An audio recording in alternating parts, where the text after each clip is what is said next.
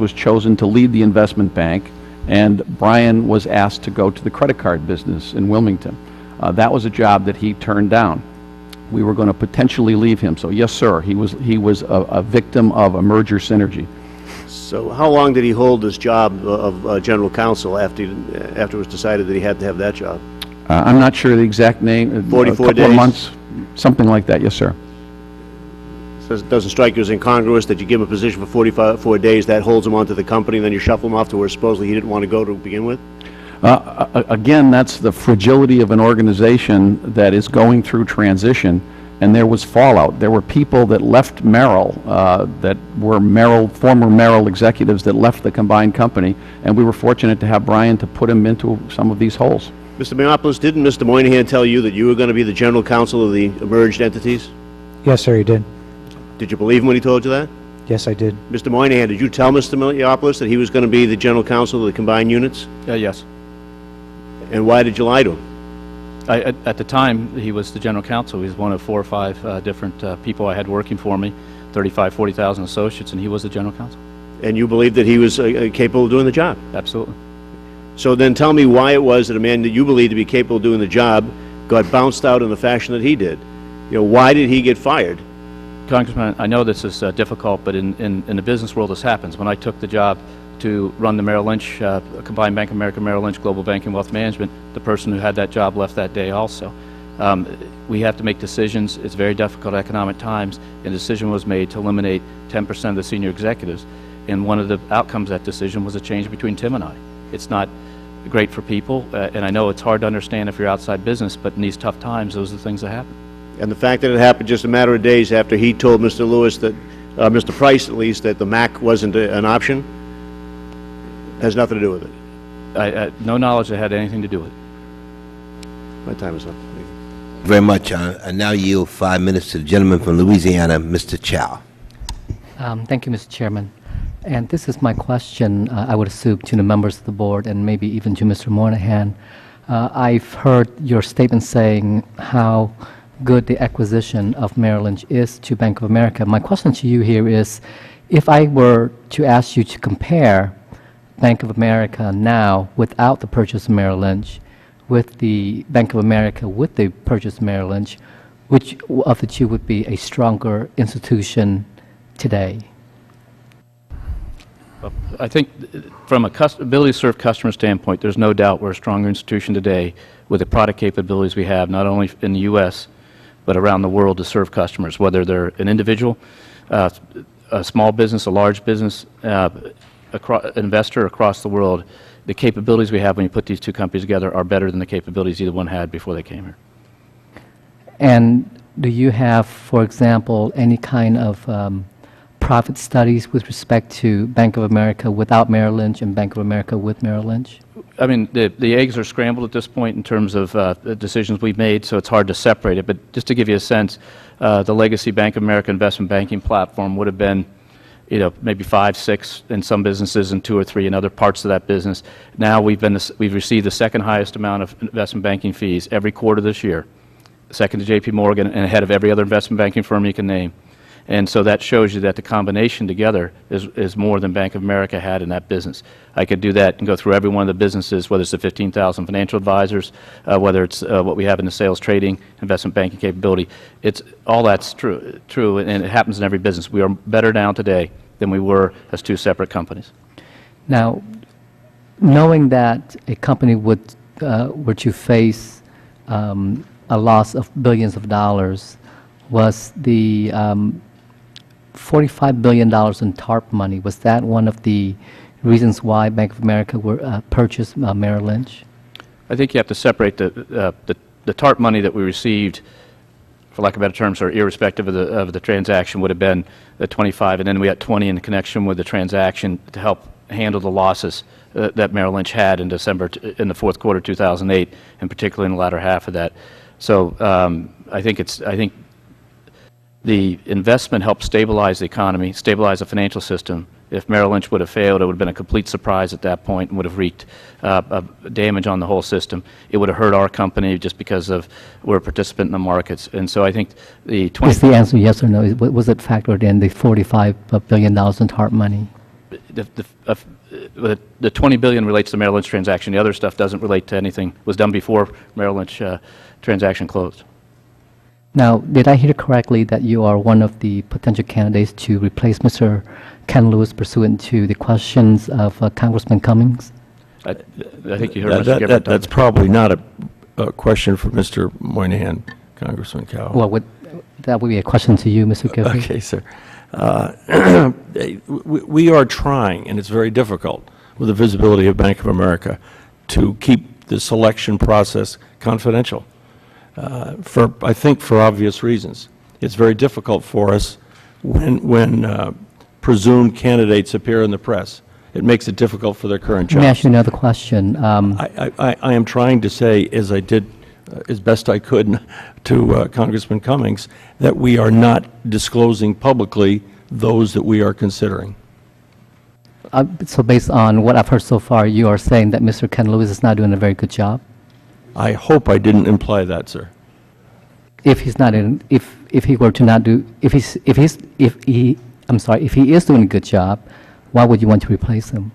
Mr. Lewis announced 2 months ago that he wished to retire at the end of this year. Okay. That's what prompted this search. That's all the questions I have. Would the gentleman yield? Yes, please. Thank you. Just following up on that, the question earlier from Mr. Jordan, you have $100 billion plus in the bank. If it were not for the regulatory rules of how much capital you have, would you, in the ordinary course of business, pay back the $45 billion? And I'm going to caveat it in a way that Mr. Jordan didn't. If you could get it back tomorrow, would you pay it back today? In other words, is the only reason you're not paying it back that if you pay it back, it can't come back out again? And Mr. Moynihan? I don't think I meant to say that. What I'm saying is... No, I want to try to get it straight. You've got the money. You'd pay the government. You'd happily pay the government. If you, quote, were later deemed to need it and it was a line of credit, you'd pay it back. The only reason you're not paying it back today is the government has put hurdles in your way to prove that you can not only pay it back, but you can still pass the stress test. Isn't that right? Mr. Issa, our goal is to pay this back and return the money to taxpayers. No, I appreciate that, but Mr. Jordan didn't get the answer from you that I've asked. Right. The fact is you have the money. In the ordinary course, if it were just another creditor, you would pay it back. There are regulatory questions the government has put up, and there are questions about, quote, capital provisions. But notwithstanding that, you are not putting that money to use today. For Mr. Cummings and others, you're not loaning that money out. It's cash. You would pay it back if there were not hurdles to cross. Isn't that correct? I think you're talking about across a $2.3 trillion balance sheet, we have cash. You asked me what our cash balance was, I told you. The fact of the matter is money is fungible, so this capital provides our ability to lend to help support our balance sheet. So it is a balance sheet question, but the fact is, for the board, you would pay this money back in the ordinary course if it were just We've normal. stated publicly, Ranking Member Issa, that we would like to pay back TARP. The Gentleman board from has Louisiana's discussed it time has publicly. expired. I now yield 5 minutes to the gentlewoman from California, Ambassador Watson. I want to direct this question to Mr. Moynihan. After Kenneth Lewis approached officials at the Fed and the Treasury Department about invoking the MAC, Fed Chairman Bernanke expressed skepticism about the truthfulness of the Bank of America's claim, stating in an email that he thought the threat to use the MAC is a bargaining chip, and we do not see it as a very likely scenario. Was the MAC, and do you know, used as a bargaining chip to get more federal assistance and or a lower purchase price? Congresswoman, the MAC was a right under the agreement to terminate the agreement if there had been a material adverse change. The $21 billion lost in the fourth quarter gave us a valid claim for a MAC. What immediately became clear is we had a very, very difficult situation in very difficult times that I think reasonable people tried to figure out a solution that necessarily didn't result in litigation, and in the aftermath of having a company that could have been failed that we would have had to litigate against. And it was those judgments that led us to take the course of action we did, which we thought was, which we believe and was in the best interest of not only our shareholders but the economy, and that's how it came down. I mean, it's so the MAC was an absolute was a right we had the right to exercise, but the context of where we ended up was a discussion around what is the best course for our company. Mr. Mayopoulos, before the issue of the MAC arose, had the Bank of America engaged in any discussions with representatives of the federal government about receiving additional TARP funds? Do you know? Not that I'm aware of. Okay. Had they not attempted to invoke a MAC, and do you think Bank of America would have received the additional $20 billion in TARP funds announced on January 16th? I don't know. Okay, Mr. Gifford, in your testimony, you stated that you had a number of tough decisions and questions about the reaction or transaction at the start. Could you please describe the problems you foresaw with the merger? Yes, Congressman Watson. Overwhelmingly, my issues back in September, this was in September, had to do with timing. We were at a time when the next day Lehman failed. The day after that, there was an AIG bailout, if you will. And within 2 weeks after that, I think WAMU failed and Wachovia was taken over by Wells Fargo. So my point is, at a time like that, inevitably, your guard is up. And when we're looking at a transaction at a time like that, admittedly, in a short time period, I was just in a, if you will, a very sensitized state. So it was much more along those lines than it was Merrill Lynch itself. Merrill Lynch, for a long time, we knew was a terrific addition to Bank of America. As I said in my testimony, I believed and believe it's a terrific strategic combination. It was very difficult in December and January as the markets became much worse than we or anybody had expected. So that's my background, ma'am. Well, do you think the shareholders were given adequate information about Merrill Lynch's economic condition and compensation practices prior to their vote to approve the merger? As a board member, Congresswoman Watson, I had felt continuously and do feel that management, and it really is a management issue, to determine, working with inside and outside lawyers, what should and shouldn't be disclosed. There was absolutely nothing in my mind that we were holding back information that we should. I can assure you that if I or any member of the board felt that way, which again we did not, we would have raised the issue. Well, do you think the shareholders will ultimately benefit from the merger? I do indeed, ma'am. In fact, so far year to date this year, which has started out hard, it has been accretive to our shareholders, accretive to our earnings. Let me go back to Mr. Mayopoulos. During your tenure as General Counsel, you did not report directly to CEO Ken Lewis, but your successor, Mr. Monahan, did? That's correct. Okay. To whom did you report as General Counsel? At the beginning, excuse me, Congresswoman, at the beginning, I reported to the Vice Chairman and CFO, Mr. Hance. Then I reported to the Chief Risk Officer, Ms. Brinkley. And finally, I reported to Mr. Moynihan. Well, do you think reporting directly to the CAO would affect the General Counsel position?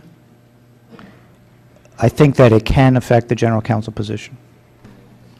Thank you. Yeah, gentlewoman's time has expired. Now yield 5 minutes to Mr. Chafee from Utah. Thank you, Mr. Chairman, and thank you all for being here. Mr. Gifford, my questions are directed at you, if I could, please. Sir, did you at any time feel pressure from the federal government to complete this transaction? Yes or no? It's hard to quibble with words, sir. I felt, again, getting it from the CEO, that the government was very desirous of us completing the transaction. But that, and then you also said, I think if I heard you earlier in your testimony, quote, in a perfect world, it would have been better to walk away, end quote. Why?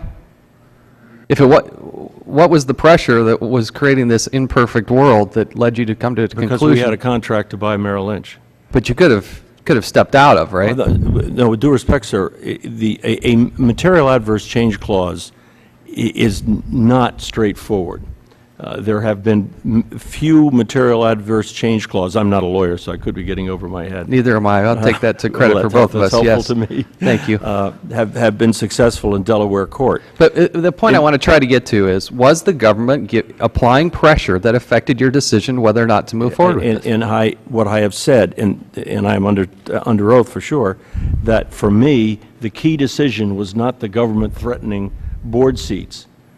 Because if that were the key, then I would not be doing my fiduciary duty. The key was the uncertainty of the MAC, to litigate a MAC, to walk away and say we're not going to close.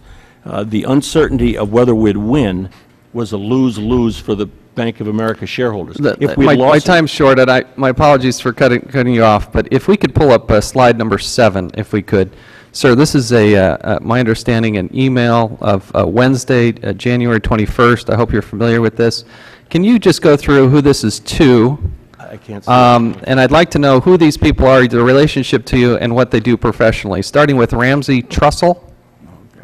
Oh, Lord. Yes, sir. This is an email dated January 21. Yes. It's addressed to my 4 children, Ramsey Trussell, Charlie Gifford, Rufus Gifford, Jessica Gifford, with a copy to my wife. Could you real quickly tell me what your children do professionally? And do they do anything politically? I can. Ramsey Trussell is a stay-at-home mom, hardest job of all. My son, Charlie Gifford, works in Boston at a private equity operation. My son, Rufus Gifford, works here in Washington as the finance director of the Democratic National Committee. My daughter, Jessica, works pro bono, not pro bono, in the pro bono area of a law firm in Boston. And my wife, Ann Gifford, takes care of me. And now, in this email that you sent out, it said, I'm going down to point number 3, which is midway through the first page. If we can pull that up, I believe part of it's highlighted. You're talking about Merrill Lynch. This was a bad mistake. No, it says, this was a bad mistake, and their assets became much worse than expected when presented in September. When the deal was announced, we were $31 to $32 a share, and then boom, this was a bad decision. And when we realized same, the U.S. government pressured us to stick with it. That's when they agreed to give us more capital and guarantee some of their bad assets. That seems to be in direct contradiction to what you've said time and time again in this committee, that they were, well, it was important to them. But here you're clearly, directly saying it was a bad decision and a bad mistake. Why? Who are you lying to? Which is accurate and which is inaccurate? What I've said, Congressman, is that I believe, and I voted for it in September, that's fact, and I based it, notwithstanding worries, that it was a good strategic decision. What happened since then, as we all know, the markets went fluey. And to the point but where... But you see the challenge... Please, if you're going to ask me the question, I've got to continue, sir. I realize you have 5 minutes. Is that it got so bad in December that we tried to figure out a way that to exit the transaction. It was within that context that the fact that we'd eliminated our dividend, Merrill Lynch had lost $21 billion, in this period of time when the day was the darkest, and I'm expressing to my children what's going on with the security of Bank of America, that's what it was. I'm just confused by the inconsistency of your the way you characterize the decision, because in what was at the time, I'm sure, seemingly private, to your wife and your children, you're saying it was a bad decision, it was a bad mistake, essentially that we shouldn't have done it, and yet publicly you're putting a real good face on it. Let me go to the end of this paragraph, this end of this email. What do I worry about? A serious 12% plus unemployment number that is prolonged, or really stupid politicians, or extended panic in markets. I don't think that will happen, ... There is some stuff I'm not saying vis-a-vis some of our management decisions. We'll do that in person. In the meantime, I'm sleeping fine, and so should you. What is it that you told them in person that you haven't disclosed here today about the management decisions that would be pertinent to this decision? Congressman, I have no idea what I told them in person. absolutely no idea what I told him in person. And I was obviously wrong about stupid politicians. Now, that's the one thing I could agree with you on. That was the sense of credibility I saw in this document, so. The gentleman's time has expired. Thank you, Mr. Chairman. I now yield to the gentleman from Massachusetts, Congressman Lynch, 5 minutes. Thank you, Mr. Chairman. I want to thank the witnesses for coming before the committee and helping us with our work. As a matter of disclosure, Mr. May was formerly with NSTAR, active in my district back in Boston. Mr. Gifford was formerly with the Bank of Boston, so I have, and Mr. Moynihan, I have familiarity with him as well. And Bank of Boston and NSTAR, just as a matter of full disclosure, were supporters of mine when I was back in the State Senate. So that much out of the way. Mr. Mayopoulos, I want to ask you, I'm a little confused on some dates here. My timeline that I have, and it's been provided by the committee, indicates that you were fired on December 10th, 2008. That's that correct, right? sir. That's correct. Okay, and it says 4 days later, December 14th, then Ken Lewis learned of a $12 billion loss at Merrill. And yet, your testimony indicates that you advised on the fact that the $12 billion may or may not have been a material adverse change. My timeline indicates that that would be impossible because you were fired before the events giving rise to the MAC. And I'm not questioning your test veracity at all. I'm just trying to get the facts straight here. Can you help me with that? Sure. Congressman Lynch, on December the 1st, I advised Mr. Price and Mr. Curl that I didn't believe that there was a material adverse change based on the information that I knew as of that time. I was not informed at that time that there was a loss at Merrill Lynch of $12 billion.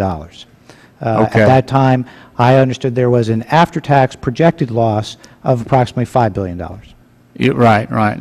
And that's true, because the Bank of America shareholders were provided with information that there was a forecast of, I believe at the time of the approval of the sale, of about $9 billion. And then later on, there was an additional disclosure, apparently December 14th here, when Ken Lewis learned of a $12 billion loss at Merrill. And so your testimony is consistent with that. I was just curious. We've been looking at this undisclosed addition of $12 billion in losses as being the MAC, and the subject of your letter, and that's not necessarily the case. Okay.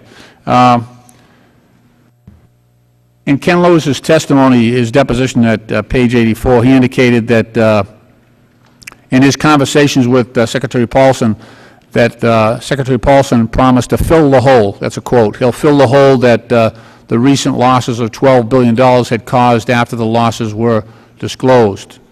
Later on, he said he went back to the board. I think at least a couple of the witnesses might have been on that board at the time. I'm not sure. And then subsequently, Bank of America received $10 billion from the top in connection with its purchase of Merrill Lynch, on top of the $15 billion that it says it didn't ask for. And that's also supported by Eric Roth's testimony that was raised by the ranking member and Mr. Jordan, that you will, quote, get additional investment. That was a statement that he recounted. Tell me about that. Mr. Gifford, Mr. May, were you in the boardroom at that time when Ken Lewis told the board that Paulson said he was going to fill the hole with apparently taxpayer money? We were in the board. We had just found out about the expanding losses, the accelerating losses. We did talk about first about the MAC, and I was one that was very much in favor of pursuing that route because of the losses and because of the effects on capital that Mr. Moynihan mentioned earlier. And then we talked about the other issues, which were the government's desire to have this go forward and the fact that financial help, similar to the first tranche of TARP could be available to us that would plug that hole. So yes, we were in those discussions, and that continued for some time throughout the month of December and into January. Thank you, Mr. Mayor. Mr. Gifford, were you there? Yes, sir, I was. Is that pretty much, It is indeed, Congressman Lynch. okay. So you're being reassured, if I'm trying to repaint the picture here, you're being reassured by the United States Secretary of the Treasury that if you go forward with this purchase of a private company, that the United States taxpayer is going to fill the hole, is going to protect your losses from that purchase. Is that basically how it went down? Ultimately, yes. There were two aspects. One, which again was similar to a transaction that happened for J.P. Morgan, and that was a so-called fencing off of the bad assets. And so there was an insurance policy, if you will, a wrap of the bad assets, so that losses would not continue to escalate if we went forward with this transaction and cause further damage to the balance sheet. And so those two elements were negotiated between the company and the feds, and ultimately was the path we took instead of trying to pursue an MOU.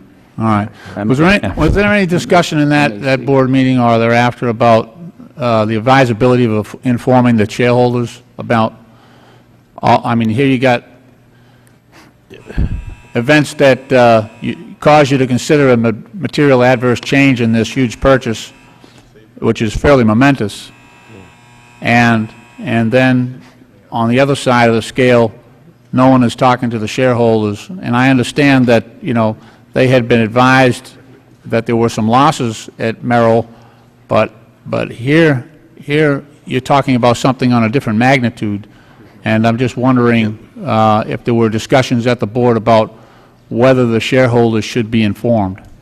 I think we generally understood the rules of the SEC with respect to quarterly reporting and 8K or special events reporting, and we were not able to, if we disclosed something that didn't happen and wasn't closed, we could have misled them in the wrong way. And so typically what you disclose is a transaction that you have, and we ultimately were able to get that term sheet signed on around January 16th, and that's when we disclosed it. Gentleman's time is long expired. Okay, thank the gentleman. I yield back. Right, definitely. Congressman Bill Bray. Thank you.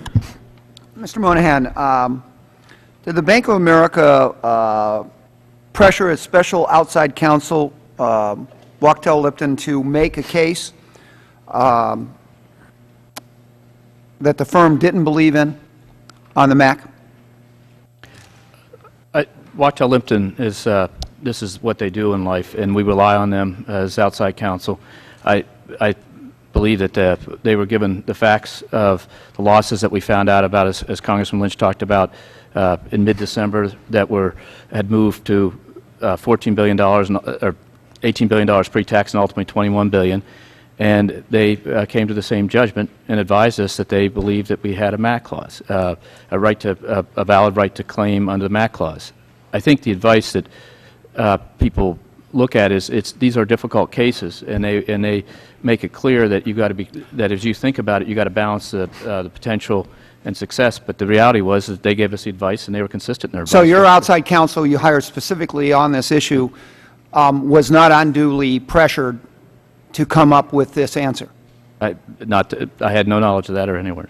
To your knowledge, did anyone in this committee actually interview this outside counsel that was advising you on the MAC? I'm aware that I think they talked to some of the staff of the committee, is what I was told today. I think you were told what? I think Wachtell Lipton has talked to committee staff, as far as I know. I'm not positive, but I was told that. I think committee staff could probably. But have they been? But as far as we know, they haven't been interviewed specifically about their MAC advice. I think they. Don't know. I'd have to ask. Don't know. I don't know, honestly, what Okay. went on. For the record, as far as I know, we haven't specifically, there's been a claim made that they've unduly influenced, and they basically were being pressured by you or by the company to come up with a justification, when in fact, as far as I know, we haven't sat down and gotten that testimony directly or allowed them to come here and explain their position. Doesn't it seem a little interesting that here you had a special counsel directly advising that there is a question about where, what pressure was put on them, that they're not testifying before us today? I'd leave that to you. I have no knowledge that they've been nothing but clear that we had a claim for a MAC. Okay, I just think that, I appreciate all of you being here today. I just think when we leave out somebody as critical as a special counsel, that there is an issue here that we need to go in. Now, Mr. Chairman, I'd really like to raise the issue again, that special counsel on something this important should be considered.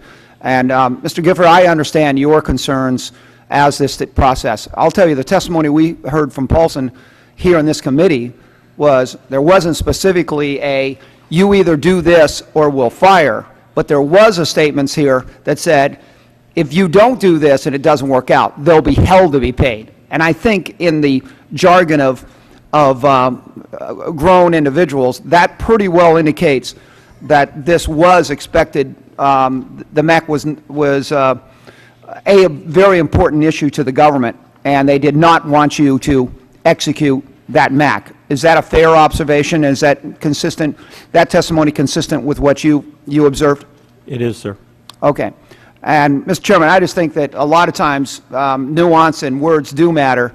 And all I got to say, if someone told me, look, Congressman, if you don't do this and you get in trouble, there's going to be hell to be paid, I would take that very personal as being the fact that there was going to be action taken against me one way or the other. And I would expect any staffer who was given that direction by me would take that as a direct, persuasive statement, if not a downright threat. This time I'd yield to the ranking member, Mr. Chairman. I thank the gentleman.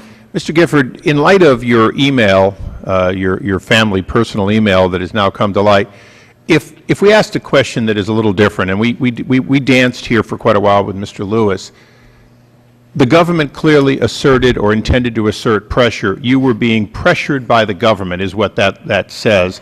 So when we ask you, did you feel pressured, that's always the ambiguous word, but was the government clearly pressuring you? Your own email says that. Isn't that true? The pressure... No, this is one of those times in which you only get a yes or no for a reason. You've said here, you've said they were pressuring. Yeah. You stand by your email as truthful? I believe the government... I've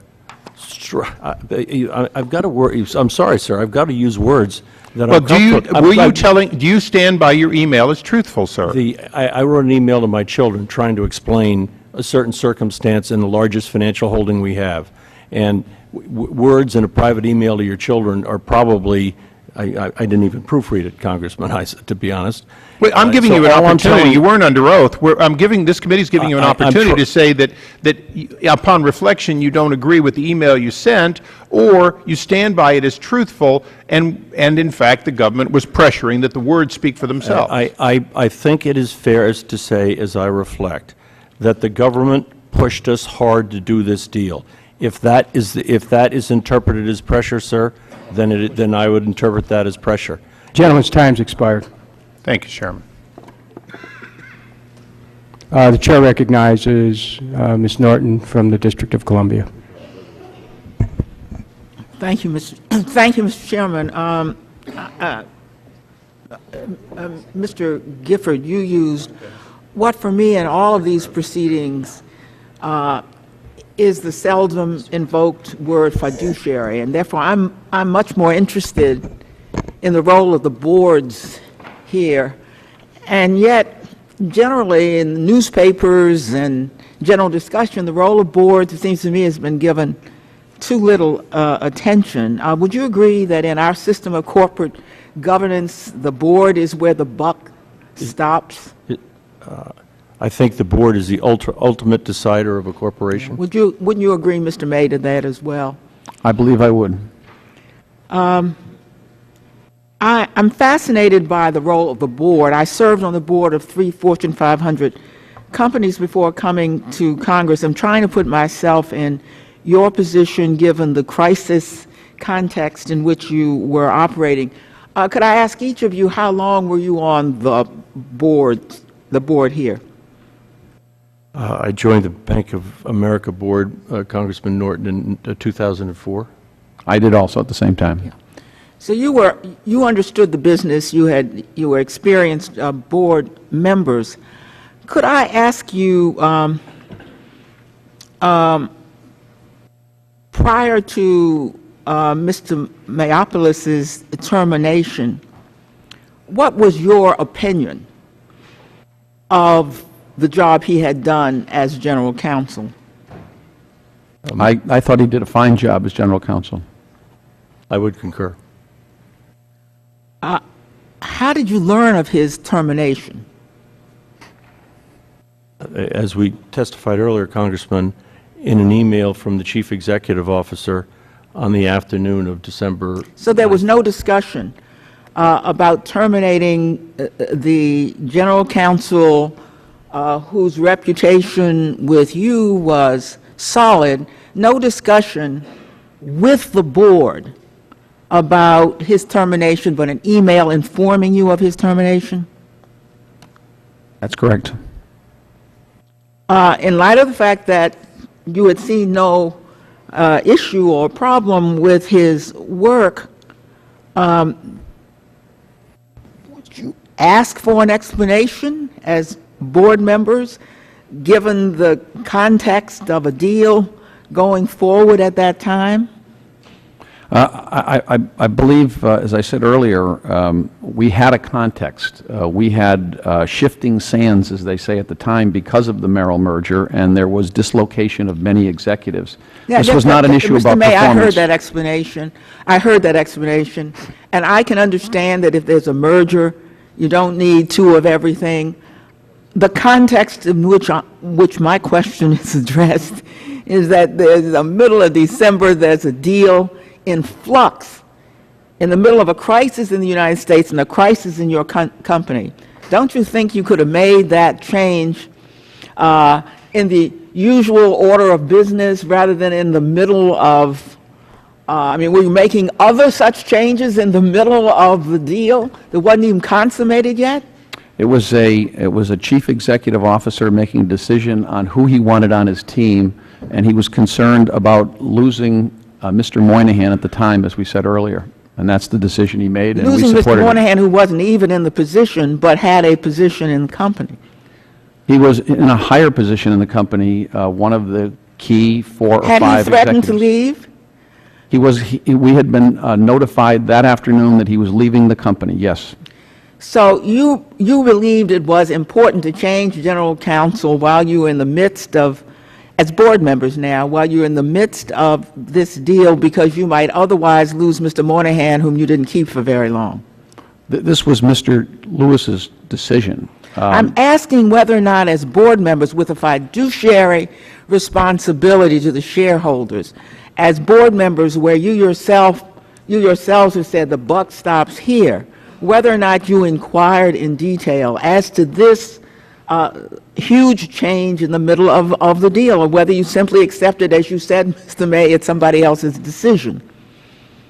I supported the decision. Based on what facts? On the facts that Mr. Lewis was choosing a team, putting a team together, and he felt that the best qualified people for his management team included Brian. On reflection, if you were doing such a complicated deal in the middle of an economic crisis in our country, not only the deal within your company, would it not have been prudent to await the completion of the deal one way or the other before shifting ships on top of the, shifting chairs on top of the Titanic?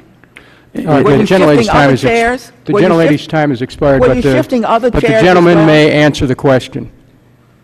Again, the actual transaction involved literally dozens of our executives, And Mr. Moynihan was more involved in the transaction of Merrill and putting it together and all of the risks associated with that business platform than Mr. Mayopoulos was at the time. He was a more critical member of our management team at the time. The chair recognizes the gentlelady from California, Ms. Chu. You may proceed.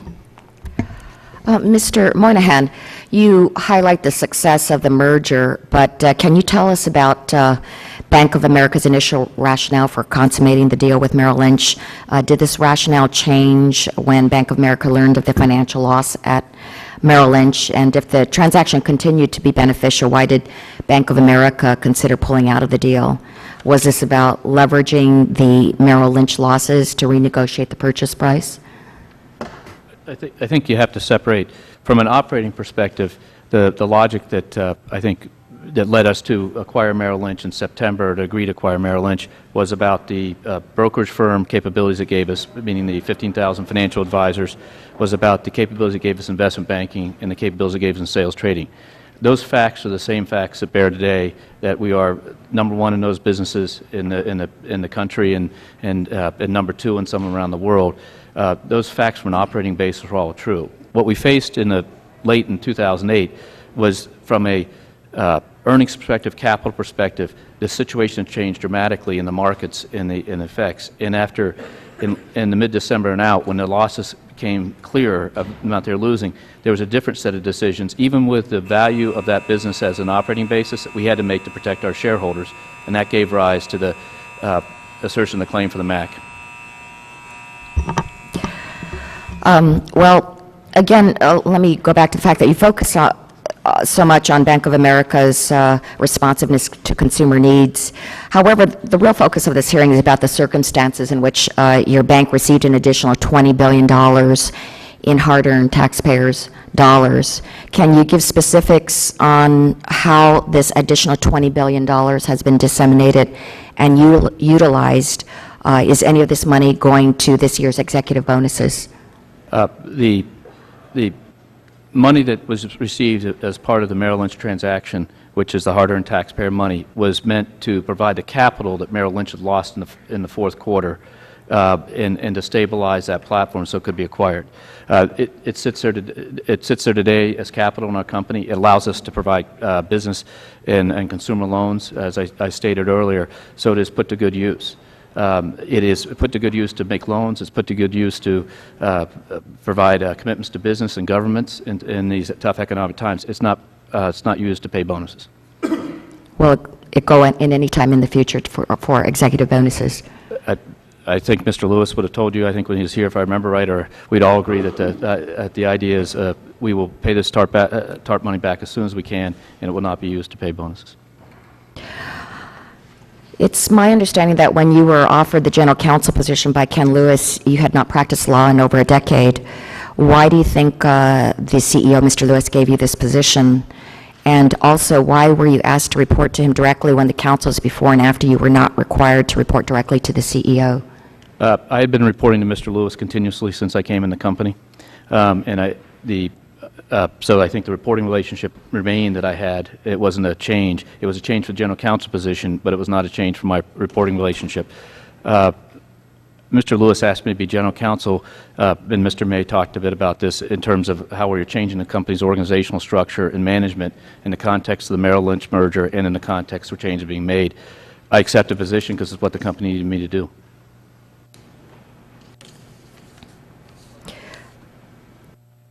Mr. Gifford, today we discussed your concerns about the merger with the Merrill Lynch. We know you raised these concerns privately, but did you raise any objections about this with your colleagues on the board? Yes, I did. And I might add, Congresswoman, it really was asking questions at the board, and other directors also raised questions about certain events and the timing and so forth. Okay. Thank you. I yield back.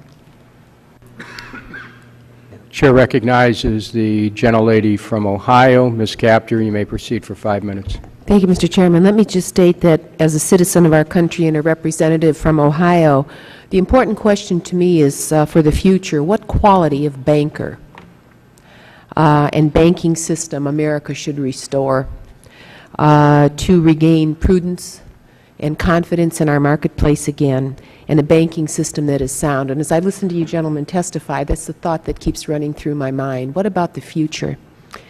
The total TARP money that went into Bank of America is over $45 billion, as best as I can tell. And Mr. Gifford, you're one of the largest shareholders in Bank of America. Is that true? I wish I were. I am for me. For my family, I'm a large shareholder, but it's hardly one of the largest. Who's the largest shareholder in Bank of America? I think it's Paulson at Barclays. What? It would be a series of institutional shareholders. Institutional shareholders. Like a Barclays Global Investors. Who was the first one? Barclays Global Investors. I couldn't hear you. It would be a series of institutional shareholders like Fidelity, Barclays Global Investors, Wellington, John Paulson Hedge Fund. It's a whole series of people like that. Can you provide that for the record, the top 10, please? If we're allowed to do it under the law, we'd be happy to. All right, thank you. Mr. Gifford, how did you become a board member for the Bank of America? I became a board member, Congresswoman, when Fleet Boston Financial, of which I was chairman and CEO, was purchased by Bank of America. At that time, for a short period of time, a year, I became chairman of Bank of America, and since have stayed on the board. All right. Was that a normal bank or was that a private equity fund? What kind of institution was that in Boston? I'd like to think it was a normal and good bank. It was a normal, good bank. Did you do subprime loans out of that bank? Did you do what? Did you do subprime Not loans? Not to the best of my knowledge. You no. didn't enter into that market. All right. According to the Charlotte Observer this month, there's a story that's rather critical, Mr. Giffords, of your presence on the board, stating that you may well be the highest paid executive associated with the board, other than Mr. Lewis, though he's gone now, I guess.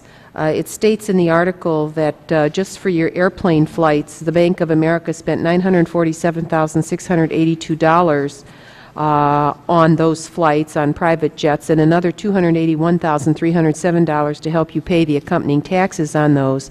The story then goes on to state that does not include the bank paying you more than $225,000 in office and administrative support, and then it doesn't go into your restricted stock and other benefits that accrue to your present position.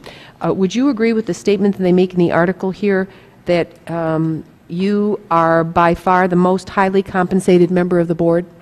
I think that I believe I am as a result of my retirement agreement from Fleet 5 years ago.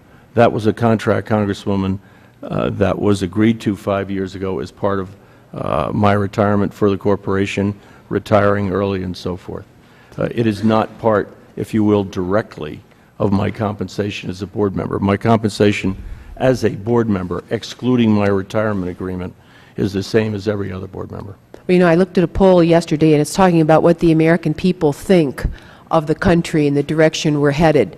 And they look at all these bills that have passed Congress, and they're very angry because they feel that the bills that have been passed up here, such as the TARP, have benefited. 2/3 of the American people think they've benefited the big banks and their executives and so forth, and they don't feel anything we've done up here has really helped them. 10% of the people think anything we've done to date has really helped them. You know, and I just say to you, you're a value setter in your industry. You have one of the largest institutions in the country, and what people think is pretty important in terms of confidence in our financial system. And the people are very angry. And I would just urge you to think about what you can do institutionally to reshape the value set that is operating inside these institutions, because something is fundamentally wrong. And nobody's against somebody making money, but when most of the public's incomes are going down and people are making extraordinary salaries and benefits, particularly when the public is supporting these institutions on life support, we have to behave differently. Congressman, I can appreciate the difficulty of that. Thank you. Thank you. I want to say, Mr. Mayopoulos, the timing of your termination was very, very curious. And could I ask you a question in the way your institution, the institution you used to work for, functions? Why would the chief risk officer, whose name I guess is Amy Brinkley, or was Amy Brinkley, be the person tasked to terminate you? Is that what kind of an organization? You were the general counsel? Were you the top lawyer? I was the top lawyer. Gentlewoman's time has expired, but we allow him to answer. We allow the witness to answer. Yes, go ahead. I was just curious, what kind of an organization are you? The top lawyer. I'd want my lawyer right there. Why would you go to a risk officer, and is she still with the company?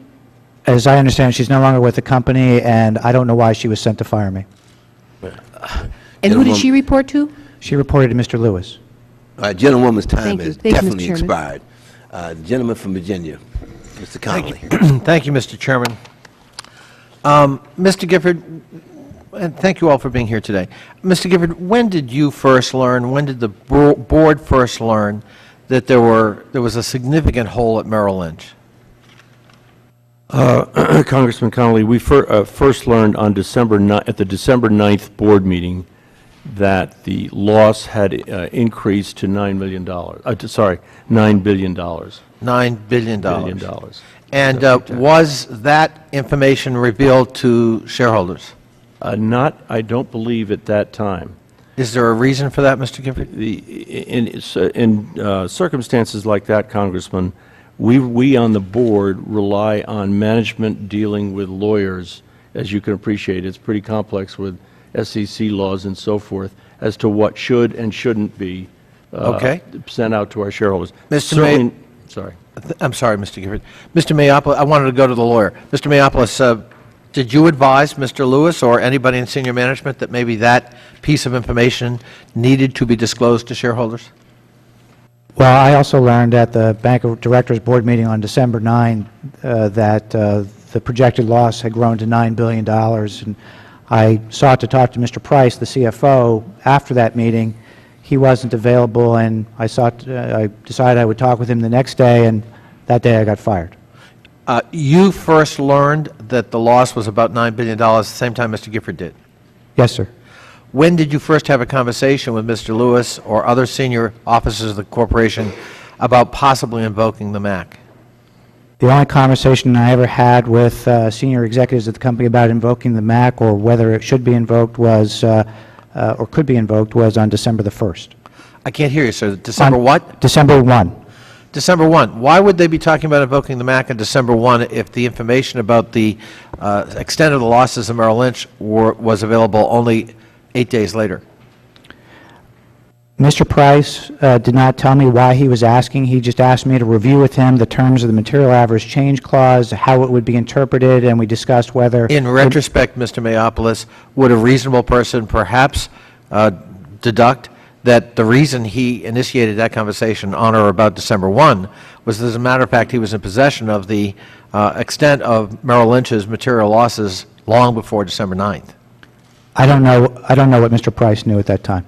Do you know when Mr. Lewis had conversations with Mr. Paulson, then the Secretary of Treasurer in the Bush administration, about invoking the MAC? No, I don't. Are you aware of the fact that documents have been provided to this committee that there were several conversations, one of which took place while Mr. Paulson was on his treadmill? No, Congressman, I'm not aware of that. When you were asked about the MAC, what was your legal opinion about the validity of invoking the MAC by BOA? My opinion and my advice at the time was that based on what I knew, I did not see a basis to invoke the MAC. And the nickel's worth, why not?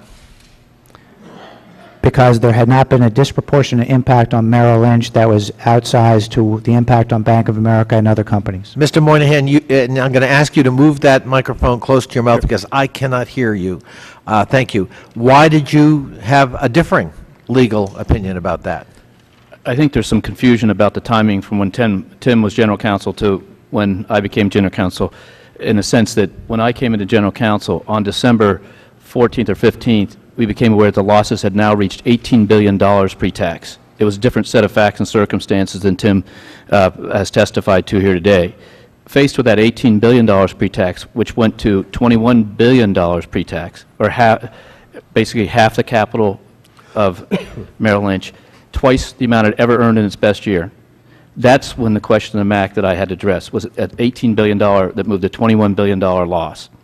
And that was in the week that began December 15th, and then took us through that. So if I understand your testimony, you're saying the difference between you and your predecessor as general counsel was the extent of the loss.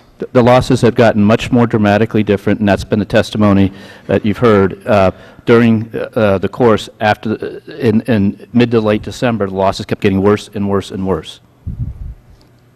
Well, in your opinion, wouldn't a $9 billion loss qualify for invoking the MAC? That's a pretty significant loss. Sir, when I came and faced the facts, the loss was $18 billion pre-tax. That gave rise for valid claim of MAC. Yes, I understand, but you were certainly reviewing the opinion of your predecessor, were you not? Did you disagree with his judgment? The facts were different. I was looking at I $18 understand billion. that, Mr. Moynihan. I'm asking you a different question. Did you, in fact, disagree with your predecessor in his judgment about the extent of the loss and whether it qualified for the MAC at the time of his opinion to senior management? I did not reflect on his opinion. I faced the facts. You had no reflection whatsoever? I had no reflection on his You opinion. only looked at the losses you started with when you became the general counsel? That was the situation we faced, was the $18 billion of pre-tax losses that were disclosed. I find that extraordinary, Mr. Chairman. My time is up. Right. The gentleman's time has expired. I yield 5 minutes to the gentlewoman from California, Congresswoman Spear. Thank you, Mr. Chairman. Mr. Mayopoulos, why do you think you were fired? Congresswoman, I don't know why I was fired. Well, you must have an opinion. Why do you think you were fired?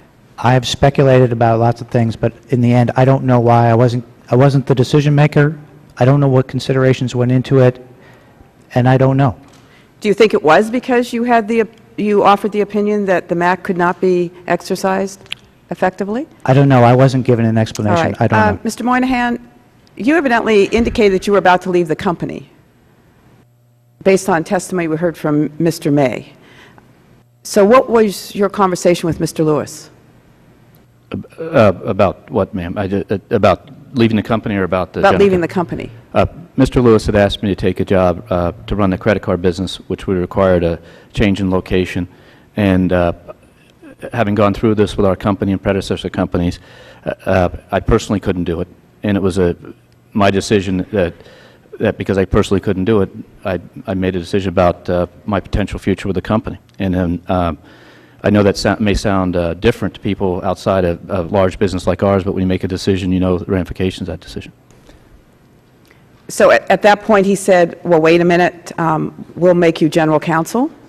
What did he say to you? No, that was in the days prior to this, and his statement was, I understand your decision, and that was basically the discussion.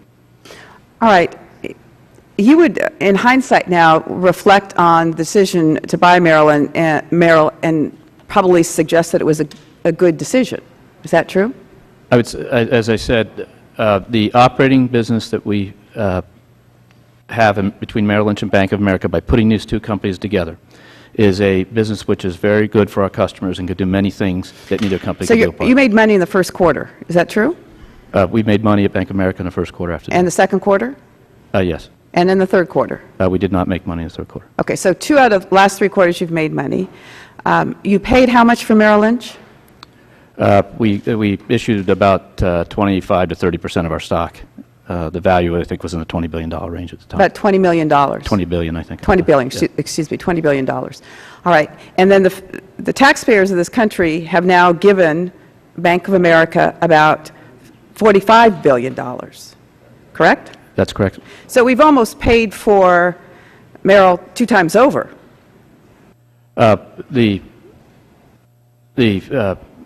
TARP investments in Bank of America had 3 different pieces. The first piece was done back I understand. in October. I'm just talking in toto. So in toto, you've received $45 billion from the taxpayers of this country. We have received $45 billion. Merrill was purchased for about $20 billion, and 2 of the last 3 quarters you have actually seen profits. Yes, that's right. All right. Now, the taxpayers have seen the interest rate on their credit cards jump to 29% in many cases. Many of your clients now are paying 29% interest on credit cards. You were in charge of the credit card division, so you're pretty familiar with that, correct? We continue to look at the credit card. It's not a majority of our clients. It's clients that have the risk characteristics. And we pulled back on the pricing and stopped all repricing for risk in advance of the CARD Act, which none of our peer companies have done. So you've actually reduced the actual interest rate you're charging? The pricing that you're talking about is pricing when people have delinquencies or repricing cards based on risk in the portfolio, and we have not done that, as the CARD Act that comes in shortly here would not allow you to do it. We actually stopped that earlier this fall. So what is the interest rate that most credit card holders are paying, the range? I'd have to get back to you. I could give you that. I don't know it off the Are top they of my head. paying as much as 29%? There could be a cardholder who's had significant risk and other things that could be paying that much, yes. Are they paying 35%? I don't know what the cap is. I'd have to get back to you on that. Well, when you were at the head of the credit card division, how much were they paying? I'm not the head of the credit card division. It's run by one of my teammates that works for me, but I'd be happy to get back to you with all the information about that and give you the details about that. Okay, my only point in pursuing this line of questioning is that there's got to be something in it for the taxpayers. And right now, the taxpayers feel pretty burned. You've heard that from a number of members who have testified. I don't want to focus on exact comp. I want to focus on what can we do to the taxpayers in this country. So I guess my suggestion to you and to any bank that has received TARP funds is that during the time in which you have TARP funding and federal support and taxpayer support, that you should reduce the interest rate you're charging the taxpayers of this country to something close to 12, 14, 16%, but show some goodwill to the people that are picking up the tab.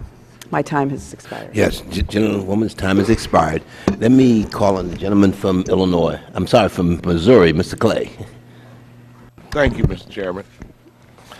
My questions are for Mr. May and Mr. Gifford. In your testimony, you state that this acquisition is already bearing fruit. However, it seems that these results have come at the expense of the taxpayers and shareholders who were not fully aware of Merrill's losses. Do you feel that this deal was fair to both shareholders and American taxpayers? In other words, do you believe that the ends justify the means? Mr. Gifford, you can start. Congressman Clay, the answer is yes, I do. In terms of the Bank of America shareholders, as both Mr. Moynihan and I have testified, we believe this is a good transaction for shareholders. There was a time in December and January when it looked very, very dicey, but as I said earlier, it's accretive to date. So I think the shareholders, we are building an incredible platform for our customers. As it relates to the taxpayers of this company, of this country, as I said earlier in response to a question from the ranking member, the board of this bank is determined to pay back the taxpayers in full with very significant dividend payments, which the timing is inexact, but we are very determined to do that. And by putting these two companies together, you made for a much stronger company who has the ability to repay the taxpayers in full, which we are determined to do. Mr. May, was it a seamless merger? No, it wasn't. As the analogy has been discussed earlier, this marriage has had its ups and downs. We thought in September that it was had great potential. In December, when the losses were piling up, we were concerned about its ability to execute on the mission that it had, and by that I mean Merrill. With the addition of that TARP capital, that things have improved, and as a result, I do feel very good about the future. And I'm not sure if this question has been asked yet, but how much does Bank of America plan to pay out in bonuses and similar awards this year? There has been no decision. The year has not been completed yet, and that'll be based on the performance of the company in January or February when it's being looked at. Looking forward, what is the projected timeline for Bank of America to return federal bailout monies? Sir, the board continues to review the issue. We're discussing it with the government. Those discussions are very sensitive, but we hope it's sooner than later, and that's all I can say at this time, sir. Okay. Are you familiar with the process of liquidating the combined toxic assets of both Bank of America and Merrill Lynch? And if so, could you give me some kind of sketch of how that will work? I think Mr. Moynihan is ideally Mr. Moynihan, go ahead. capable. We are, we have continued to work down the assets that you would refer to as toxic assets. They continue to be worked off the balance sheet over time. And the team that works on that works every day to bring those balances down. And they're lower now than they were last week, and they'll be lower next week than they were this week. Mr. Moynihan, were you familiar with the circumstances surrounding the departure of Mr. Mayopoulos? Congressman, I was not involved in the decision, but what I talked about earlier was the context of where we were as a company and the context of downsizing both Legacy Bank of America management and bringing the company together. These were very difficult times and continue to be difficult times in the economy, and we've been shaping our associates' headcount down, and it was in the context of changes in senior management that went on at the time that affected not only Mr. Mayopoulos, but about 10% of our senior executives. Okay. All right. I thank the panel for their responses. And Mr. Chairman, I yield back. Thank you very much. Thank the gentleman from Missouri. And now we just have closing statements. I will yield 5 minutes to the gentleman from Ohio, Mr. Kucinich, the chairman of the subcommittee that has jurisdiction. First of all, Mr. Chairman, I want to thank you for holding these hearings. It's given us a rare window into the management suite of the largest bank in the country. What we've seen is a story of how Bank of America's top executives allowed guesswork to masquerade as expert knowledge, how numbers were pulled out of thin air. And they guessed at numbers, they guessed wrong. Their wrong guess hurt shareholders, involved the taxpayers of the United States, and created great consequences for markets, not only in this country but around the world. And I don't think that the Bank of America scenario is unique. But the house of cards that was built through collateralized debt obligations, credit default swaps, the subprime mortgage fiasco, has ended up burying our constituents under debts they can't pay, record rates of foreclosure, joblessness.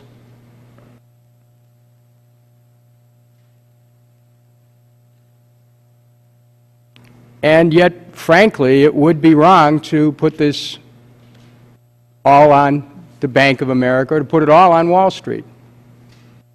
Because in our economic system, if we have a true system of checks and balances, we would see some measure of discipline exacted on behalf of the people of the United States. And this investigation has also raised questions about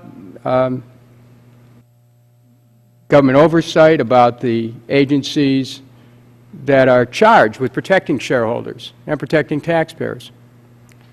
From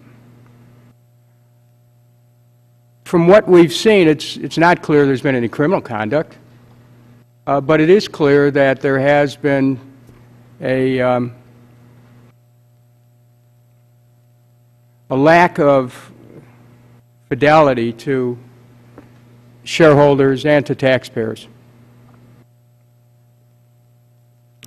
I appreciate that Mr. Moynihan in his opening remarks talked about where we are in terms of the economy.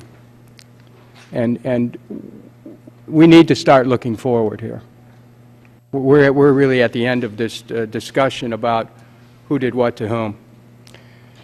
But we really need to look forward with 15 million Americans unemployed, with another 10 million whose homes are at risk, with businesses failing all over the country. Report yesterday, 47 million Americans hungry. We really have to start looking forward, and this is, within the context of our economic system, really going to be a matter of finding a way for business to do its part in creating more liquidity, for the banks to do your part to create more liquidity so businesses can survive, for the government to do its part where the private sector is failing to create the jobs, for the government to create the jobs. The President's having an economic summit in December about that. We really have to find a way of looking forward. And I'm hopeful, Mr. Chairman, that as this committee continues to do its work, you know, we understand the responsibility for the collapse is spread pretty much across the boards. Where do we go from here? What do we do to the people who are worried about getting a job? They don't really care who's going to provide the job. They sure want a job. And that's where we have to find a way to work together to create that. Because otherwise, you know, a year from now, when we're being judged on our performances, people are going to ask not whose side were you on, not whether you were on the side of Wall Street or on the side of the administration or on the side of the taxpayers. The question is going to be, what did you do to help protect, not just protect, to help enhance the economic position of that average American, the person who's struggling to hold on to their homes, their jobs, their retirement security, their investments, their health care? What did you do? And that's going to be that question, and our response to it, both in government and in the private sector, is going to determine whether or not people can have confidence in our system anymore. Not unlike the questions, Mr. Chairman, that were posed in the 1930s. I'm hopeful that on this side of the table and on that side, that we're going to have the right answers, because if we don't, this system is threatened at its core. I yield back. Thank you, gentleman from Ohio, for his comments. And now I yield 5 minutes to Mr. Jordan, the ranking member of the committee, also from Ohio. Thank you, Mr. Chairman. I want to thank our witnesses as well for being here. I know it's not easy to come here and take the abuse and questions you get from members of Congress, but we appreciate it. This whole escapade just highlights why we should have never traveled down this road.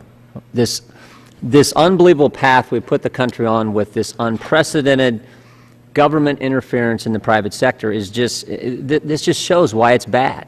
I mean, but for the Merrill merger, which was done at the prompting of the phone call from Hank Paulson to John Thain, who said you need, but for that, Bank of America would have never needed TARP funds. Under any conventional analysis, you wouldn't have. But the government says you're going to take the TARP money. Then the government says you got to complete the deal with Merrill Lynch.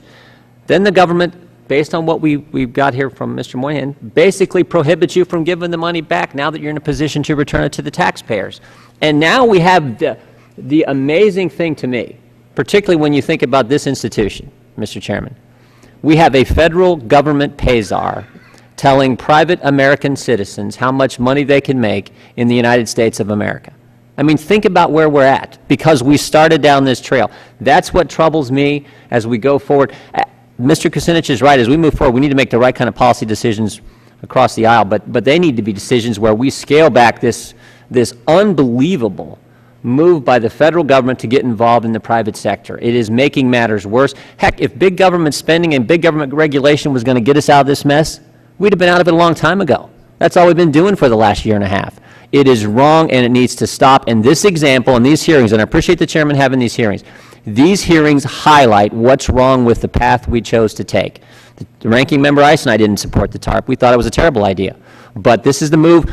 The Bush administration, the Obama administration have taken us down. It is wrong. And all you got to do is look at this example, and the American people, I think more importantly, see where this has taken us and see that it's wrong, and they want us to turn and go the other direction. And with that, I would yield back, Mr. Chairman. Thank you very much. I now yield to the gentleman, the ranking member of the full committee from California, Congressman Issa. Thank you, Mr. Chairman. 5 minutes. Thank you, Mr. Chairman. And in closing, I want to ask unanimous consent that a page from the SIGTARP's report be included in the record. Reserving the right to object. Okay. Now, it's only fair. I want to thank you all for being here today.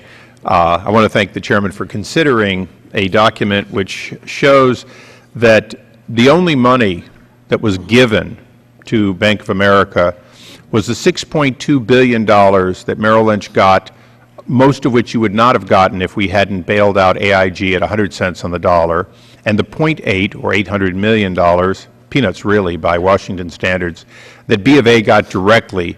These were for the credit defaults, essentially the guarantees. $7 billion is what you got that you shouldn't have gotten because AIG should not have been bailed out at 100 cents on the dollar. You should have taken your haircut there, and I'm sure you would have in the ordinary course if the government hadn't intervened. Our hearings today have made it very clear that, one, Merrill Lynch was not worth what you paid for it. Had you been able to negotiate in December instead of in September, you would have been able to negotiate a much lower price. I think Mr. Gifford made that very clear, that had you been able to do the deal with what you knew in December, you would have done it for a lower price. We've had a series of hearings, starting with Stan O'Neill being brought up here to try to explain why he got tens of millions of dollars while bankrupting Merrill Lynch. Well, the company was going the wrong way for a very long time. At the time, I wasn't sure that those hearings were really worthwhile. After all, we were looking at public companies who paid large bonuses to their executives when, in fact, their stock was going down. Those executives explained to us that those were accruals from an earlier time. Now it seems interesting that we had the very man who set up the company for failure at Merrill Lynch in front of us, and we never asked him, what about the brokers? What about Merrill Lynch's future? What about the risk that are being taken in order to have any profits at all in the company, at least on paper? I wish we had an opportunity to know then what we know now. But with what we know now, we know that you gentlemen were pressured by the government, and depending upon how we define pressure, we can put it a lot of different ways, but it was very clear that Ken Lewis and Attorney General Cuomo made the record reasonably clear that, in fact, pressure was being applied. We also know that in the ordinary course of banking as we knew it before the meltdown, the $45 billion that is currently owed would be repaid. That, in fact, our position of interest-bearing preferred stock would be repaid. America would have been made completely whole by Bank of America's investment.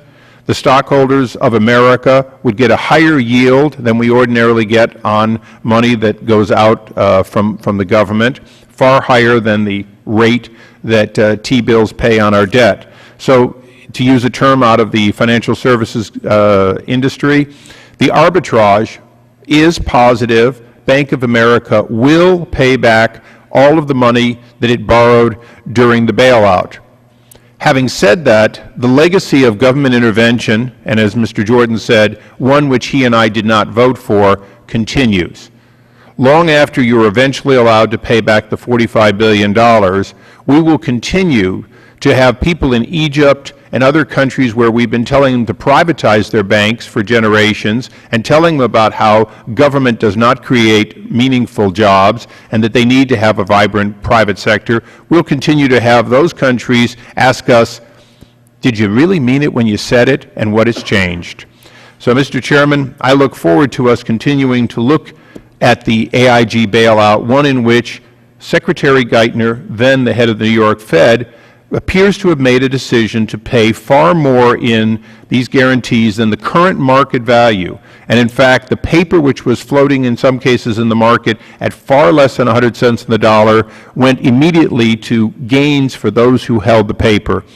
And Mr. Chairman, I hope that and the administration that we would like to have in to complete this hearing will come in due course. I thank the gentlemen for their time and for giving us a very effective half a hearing today, and yield back, Mr. Chairman.